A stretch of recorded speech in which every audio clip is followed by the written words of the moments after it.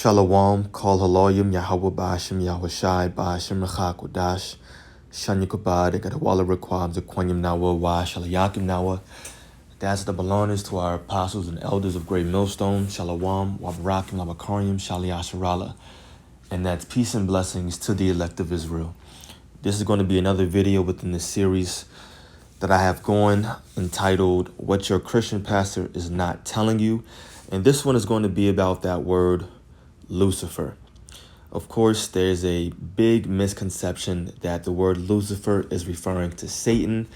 We could get into history and find different articles of how that came about, but I'm not going to go that deep. I want to make this a quick video and make these series, the videos within this series, very simple and short once again. So with that being said, all we have to do in order to understand what that word is referring to is start from verse 1. Lucifer is only found in one chapter, and that's Isaiah, the 14th chapter. You can't just read the verse and think you know what Lucifer is talking about. Oh, it's Satan. No, you have to start at verse 1, get a little bit of context, and then you'll say, oh, that's what the term was referring to, or who it's referring to. Also, it would be great to look up the word, which we're going to do that as well. So with all that being said, let's start at verse 1 in Isaiah chapter 14. I'm going to kind of speed read through. I'm not going to go too fast so that I don't trip on my words, but I'm just going to kind of speed read and sum up each verse as it pertains to this topic. So Isaiah 14 verse 1 says, For the Lord will have mercy on Jacob and will yet choose Israel and set them in their own land. So the Israelites are going to receive salvation starting with the elect. And the strangers, meaning the Israelite foreigners born in other lands, right, and that particularly may not look like Israelites, these are those strangers right here. And the strangers shall be joined with them, and they shall cleave to the house of Jacob. And the people shall take them and bring them to their place, and the house of Israel shall possess them in the land of the Lord for servants and handmaids. Now, verse 2 started off referring to the other nations that we will have in subjection as our servants. And they shall take them captives, whose captives they were, and they shall rule over their oppressors. Now, verse 3, And it shall come to pass in the day that the Lord shall give thee rest from thy sorrow and from thy fear, and from the hard bondage wherein thou wast made to serve.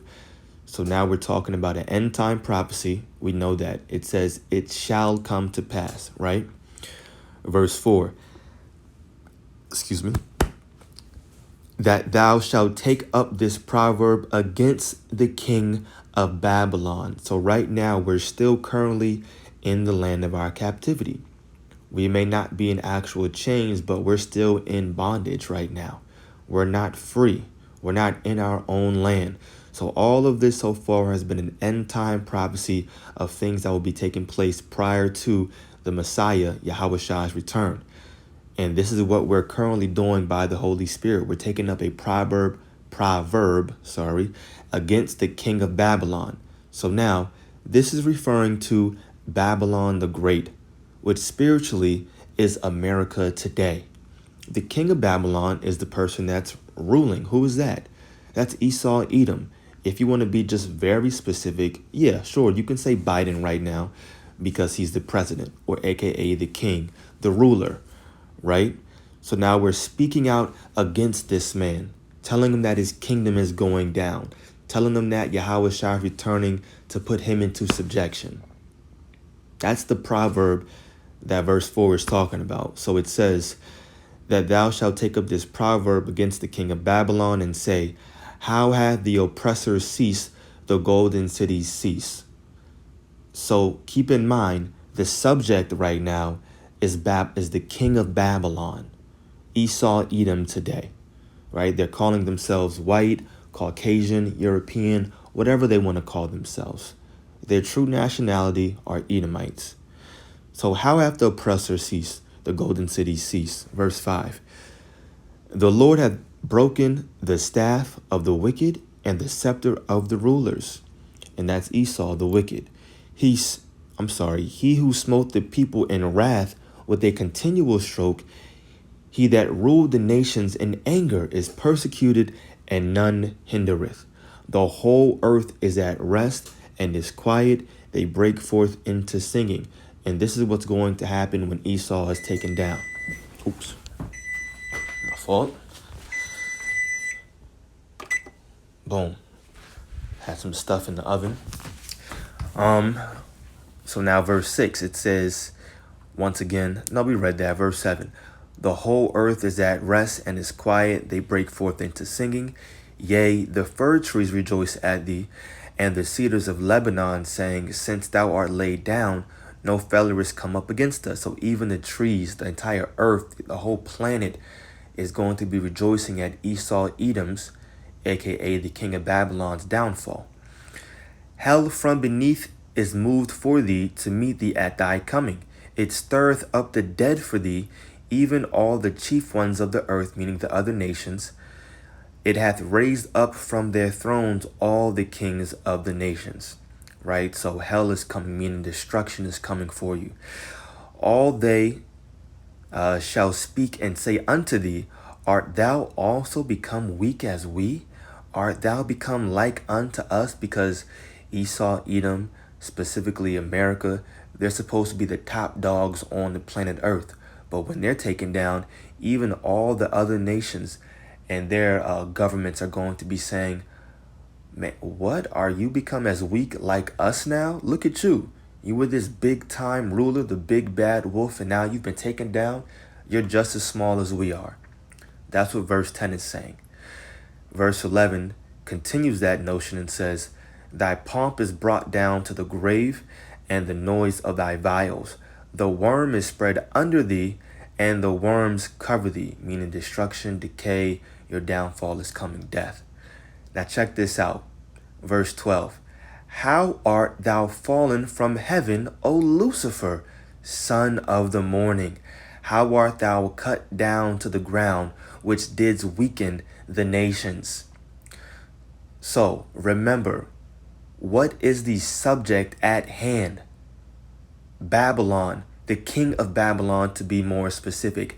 Ever since verse 4, all the verses after 5, 6, 7, 8, 9, 10, 11, they were all talking about the king of Babylon. And that's what Lucifer is referring to. It's a title referring to the king of Babylon in this end time prophecy, in which the king of Babylon today, being in the end times, is Esau Edom. That's what it's referring to. And that's it. It's a term referring to Esau Edom. There's no way that you can grab Satan from this, because Satan isn't mentioned. He's not mentioned at all.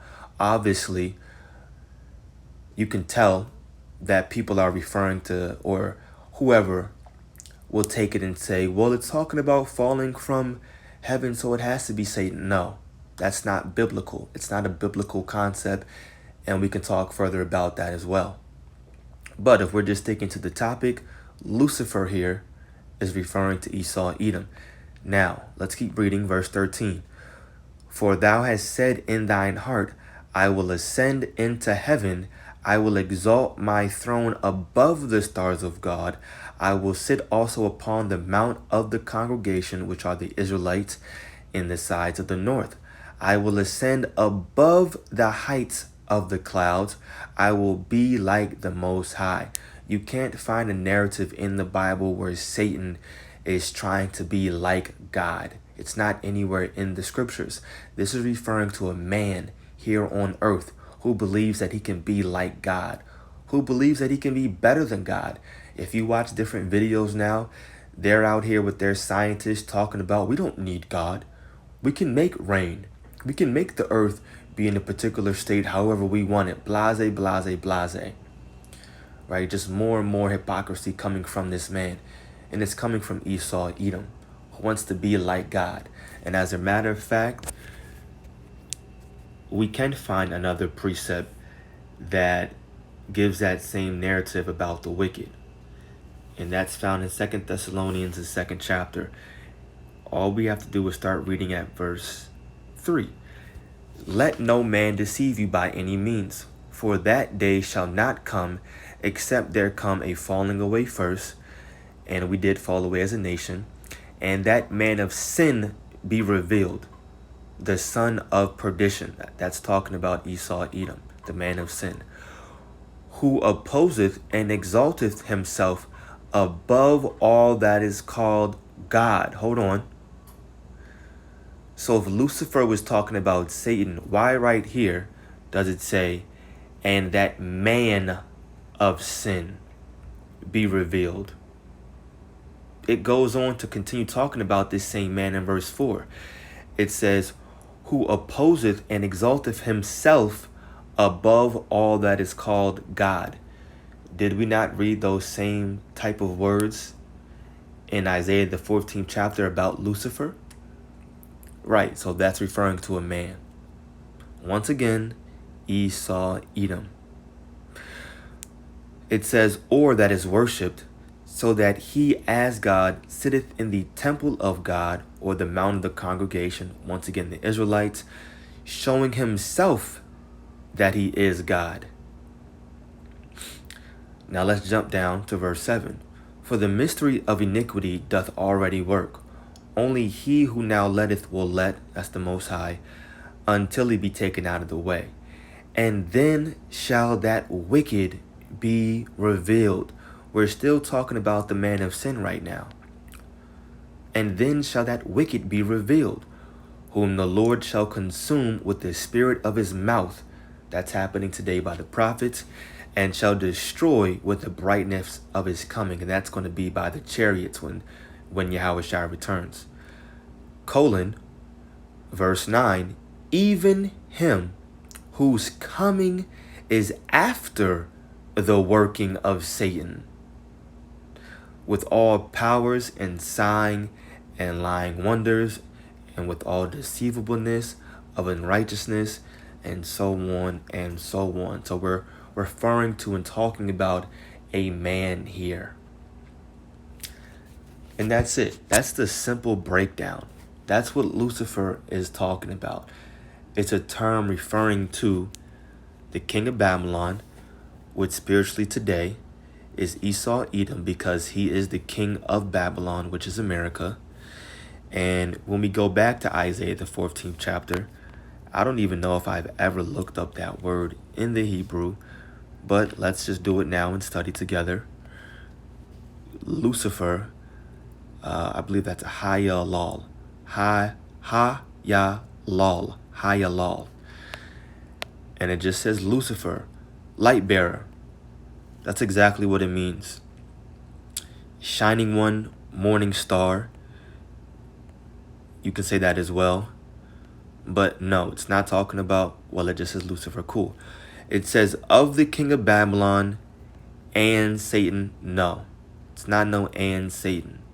It's referring to the king of Babylon. Halal, describing the king of Babylon.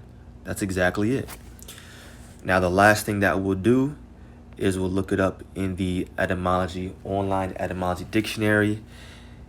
And of course, you see it says in quotation marks, Satan. Once again, we've already proven that it doesn't refer to Satan anywhere.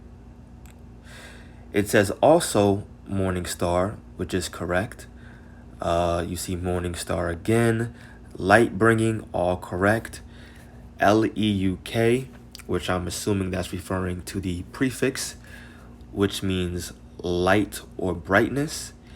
And then it says plus fair, which means to carry or bear. So the light bearer or morning star. Now check this out. We're going to end off with this paragraph. Check this out. It says belief that it was the proper name of Satan began with its use in Bible to translate Greek phosphorus, which translates Hebrew halal, Ben Shahar in Isaiah 14th, right? How art thou fallen from heaven, O Lucifer, son of the morning? Because of the mention of a fall from heaven, the verse was interpreted spiritually by Christians who don't know what they're talking about as a reference to Satan, even though it is literally a reference to the king of Babylon. I'm going to read that again. I'm going to highlight that and read it again. Because of the mention of a fall from heaven, the verse was interpreted spiritually by Christians as a reference to Satan, even though it is literally a reference to the king of Babylon. And we just read that. Who's the king of Babylon? Esau, Edom. What's Babylon today? America. Who's running Babylon? The so-called white man, Esau, Edom. Very, very simple. And all we had to do was start at verse 1 to understand it. You just have to read sometimes. That's all. Maybe just sometimes. Anyway, that's it. Of course, the video always goes a little bit longer than planned, but it is what it is. I pray that this was edifying to the elect. Call Halayim, which means all praises to Yahweh Ba'ashem Yahushai, Ba'ashem Chakodash. Double honors to our apostles and elders of Great Millstone. Peace and blessings to the elect. Shalom.